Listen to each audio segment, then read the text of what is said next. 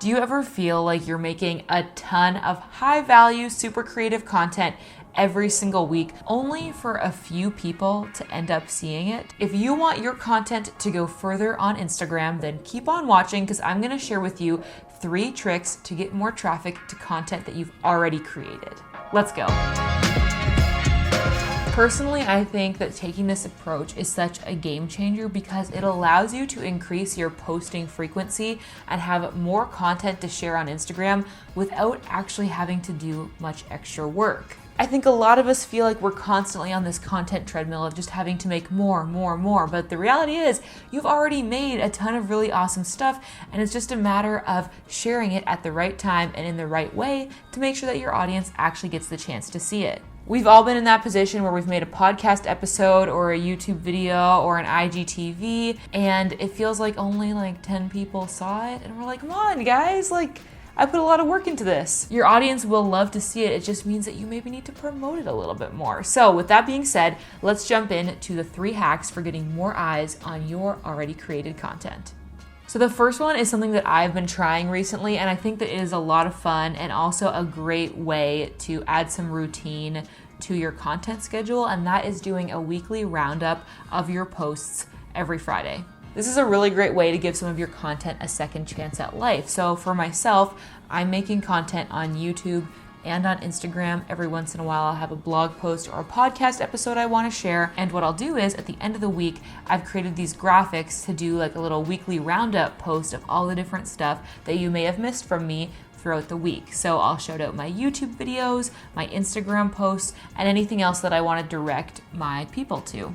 This gives all of my content a second chance at life, and it's also something for me to be posting on my story one day of the week. So this is a perfect hack if you feel like you want your content to get more views, or if you're kind of uncertain of what to post on your Instagram story and you're in need of some more regular routine around your story content. So this one has huge room for creativity, and if you want to make them yourself, you can create templates in Instagram stories, or you can use a free tool like Canva. If you go on Canva and actually search Instagram story, it will come up with a template for you that's the exact right size for Instagram stories. I'll show you the templates that I made for myself and how I use them. I've created templates for myself that fit Instagram feed posts being reshared to the story. I've also created ones for screen recordings of YouTube videos and ones that fit podcast screen recordings. Basically what I've done is I've created these PNG images, which allows there to be a transparent window as part of these templates. And so I'm able to use them just as a sticker on my Instagram story. So if I do a screen recording of a YouTube video, for instance, I can just upload that screen recording of the YouTube video to my story, and then I just copy and paste the template from my camera roll, and I'm able to put it over top, and it creates this beautiful template. And basically I've created a system where I can do this all from my phone, so I don't need to be creating these really elaborate graphics every single time I want to reshare a YouTube video or a podcast episode. I can basically just do it by recording my screen on either the YouTube or podcast app, and then using that template over top to make it all beautiful and on brand. This is one of my favorite hacks lately for resharing feed posts, because I find that often sharing feed posts doesn't get a ton of engagement, especially if you just do it without any kind of custom background even. I'm sure many of us are already familiar with the hack of selecting a color and tapping and holding on the screen to give a solid background to your Instagram story when you're sharing a feed post, but I find using one of these templates just brings it up to another level of being really on brand and professional, and it means that it's all still interactive. The person who's viewing your Instagram story can still tap on that post and end up going to your profile to see it. And the way this works is because the image has a little transparent window in it, so then it shows the post underneath. If you're thinking these templates sound like something you might want to also use, like I was saying, you can try to create your own in Canva or in Instagram stories, but if you want to grab the exact templates that I use, they're actually for sale on my website right now. I made a few different versions, so hopefully you can find one that suits your brand. I've got my classic blue and gray, modern sort of style. I also made a more girly version with cream and rose colors. And then I also made a pretty minimal black and white version. So out of those three, hopefully you can find one that you love. I also made them in two different versions where one says swipe up to watch and another says DM me for the link. So depending on which method you want to use for directing people to that content, you can choose. They're both available.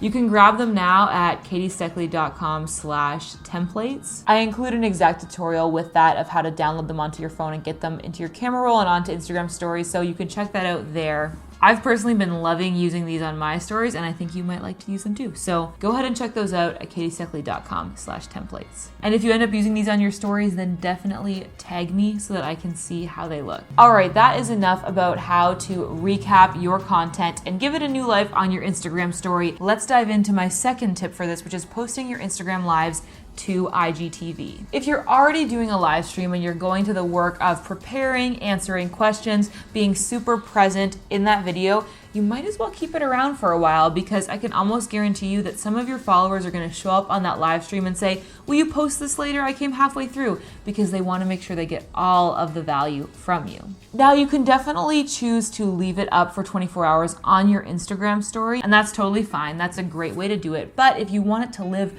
for longer than 24 hours, I recommend sending it to your IGTV. Now, there's two methods for this depending on if your Instagram app is updated or not. I've noticed that on one of my accounts, I have this option, and then on the other account, I don't. So I'm gonna go over two ways to do it just so everybody knows how they can do it in their circumstance. So for some of you, you will already have the option where after you end an Instagram live, the menu will pop up that looks like this that automatically gives you the option to upload it to IGTV. If that's the case, then it's super easy. All you have to do is tap on that button and then follow the prompts to add it to your IGTV. If that doesn't come up for you and your only option is to send it to your story for 24 hours, then what you're going to want to do is download that live stream by tapping the down arrow in the top left-hand corner of the screen and saving it to your camera roll. Once you have it there, if it's less than 15 minutes, you can use the IGTV app on your phone to upload it to IGTV. But if it's longer than 15 minutes, you're going to want to send it to your computer either through AirDrop or using something like Google Drive. And once it's on your laptop, then you'll want to upload it to IGTV using the Instagram desktop site. Once it's uploading, you can add your title and description and a thumbnail. In both cases, whether you're going direct to IGTV or if you're uploading it on your computer, I would recommend coming up with a cute thumbnail that you can use to make it look attractive in your feed if you choose to post it to your feed, or just so it looks nice on the IGTV tab of your profile. Again, you can make these thumbnails either just by using Instagram stories. You could take a selfie in Instagram stories and then create like a little title about the topic of the live stream. You could do that right before you go live, so then you look the same in the thumbnail as you do in the actual live stream. Or you can use a stock image from a website like Pexels or Unsplash to make it look really cute and on brand.